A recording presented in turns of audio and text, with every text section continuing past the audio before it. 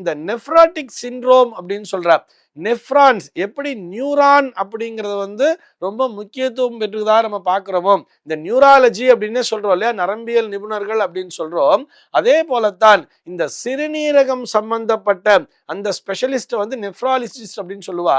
அந்த நெஃப்ரான்கள் அப்படின்னு சொல்றோம் இல்லையா, அதிலே ஒரு குறைபாடு என்பது வந்தால் அந்த நெஃப்ராட்டிக் சிண்ட்ரோம் அப்படின்னே சொல்றா. அதாவது கிட்னி ப்ராப்பரா ஃபங்க்ஷன் ஆகாம இந்த சிறு குழந்தைகளில் கூட பலரும் பாதிக்கப்பட்டிருக்கிறார்கள். அந்த குழந்தைங்களெல்லாம் நம்ம பார்க்கும் போதே தெரியும், முகமெல்லாம் வீங்கி போய், அதாவது இந்த நீர் சரியா பிரியல அப்படின்னு சொல்லுவா தெரியுமா கிராமப்புறங்களிலே.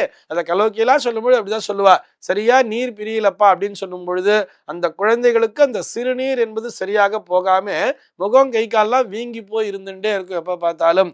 இது குழந்தைகளுக்கு மட்டுமல்ல, பெரியவர்கள் பலருக்கும் கூட இந்த நெஃப்ரான்கள் பிரச்சனை என்பது வருகிறது.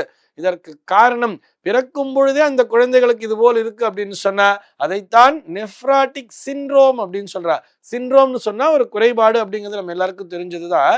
இது எந்த பாவகம் ஜாதகத்தை பொறுத்த வரைக்கும் பார்த்தோம்னா, இந்த குழந்தைகளினுடைய ஜாதகங்களிலே அந்த 8ஆம் பாவகத்திலே ஒரு சுக்கிரன் சந்திரன் சேர்க்கை இருந்தால் இது போன்ற விஷயங்கள் நடக்கின்றன அப்படின்னு சொல்றார். சமீபத்தில் ஒரு ஜாதகம் பார்க்கும் பொழுது அந்த குழந்தையானது ஒரு துலா லக்னத்திலே பிறந்த குழந்தை, 8ஆம் பாவகத்திலே சுக்கிரனும் சந்திரனும் அந்த குழந்தைக்கு சேர்ந்திருந்தது.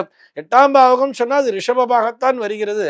அந்த ரிஷப ராசியிலே அந்த சந்திரனும் உச்சபலம் பெற்றிருக்கிறார், சுக்கிரனும் ஆட்சி பலம் பெற்றிருக்கிறார். இருந்த பொழுதிலும் அந்த குழந்தைக்கு இந்த நெஃப்ராட்டிக் சிண்ட்ரோம் அப்படிங்கிறது வந்துருச்சு. இது எதனாலன்னு சொல்லி பார்த்தோம்னா, அந்த பாவகமானது, அந்த பாவக புள்ளி அப்படின்னு சொல்றோம் இல்லையா, அது விழுகின்ற புள்ளி கூட அந்த ரோகிணி நட்சத்திரத்திலே அந்த புள்ளியானது விழுந்து அதுவும் ஒரு சந்திரனுடைய தாக்கம் பெற்று அந்த சந்திரனும் சுக்கிரனும் 8ஆம் பாவகத்திலேயே இருக்கும் பொழுது இது போன்ற அந்த குறைபாடுகள் உண்டாகின்றன. ஒருவருடைய ஜாதகத்திலே அந்த 8ஆம் பாவகம் என்பது சுத்தமாக இருந்து அந்த 8ஆம் பாவகத்தினுடைய அதிபதி என்கின்ற கிரகமும் ஒரு நல்ல பிளேஸ்ல இருந்துட்டார் சொன்னா அவர்களுக்கு இந்த சிறுநீரக பிரச்சனை என்பது வாழ்க்கையிலே வருவதே இல்லை. அதே நேரத்தில் 8ஆம் பாவகத்திலே ஒரு சில கிரகங்கள் இருந்து அந்த கிரகங்களினுடைய திசையானது நடக்கும் பொழுது அது சிறுநீரகம் சம்பந்தப்பட்ட பிரச்சனையை தந்து விடுகிறது. இதற்கு என்ன தீர்வு அப்படின்னு சொல்லி பார்த்தோம்னா, இந்த வெங்காயம் வெள்ளை பூண்டு போன்றவற்றையெல்லாம் அதிகமா உட்கொள்ளணும்னு சொல்றார்.